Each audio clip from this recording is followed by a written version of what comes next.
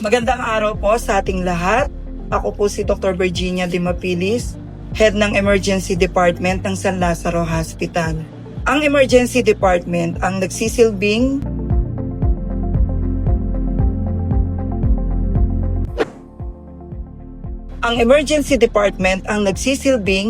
unang takbuhan ng mga pasyente sa oras ng agarang pangangailangan, anumang oras, anumang araw.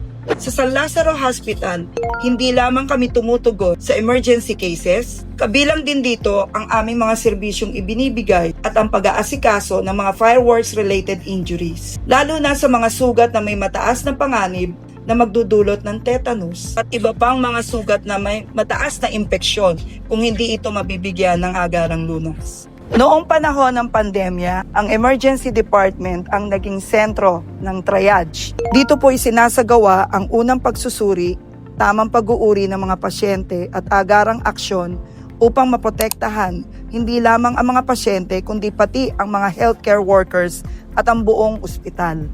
Bilang bahagi ng aming mga serbisyo, meron din po kaming tinatawag na Dengue Express Lane at Leptospirosis Lane kapag po kami ay inaabot ng mga outbreak na sakit. Dito po ibinabahagi at dito po ginagawa ang mga pagsusuri para po malaman namin ang kaagarang lunas ng mga sakit na ito. Dito sa Emergency Department, meron kaming 4 na isolation bed kung saan namin inilalagay ang mga pasyente na may kumpirmadong sakit na nakakahawa, gaya po ng meningococcemia, ng rabies, TB at iba pa.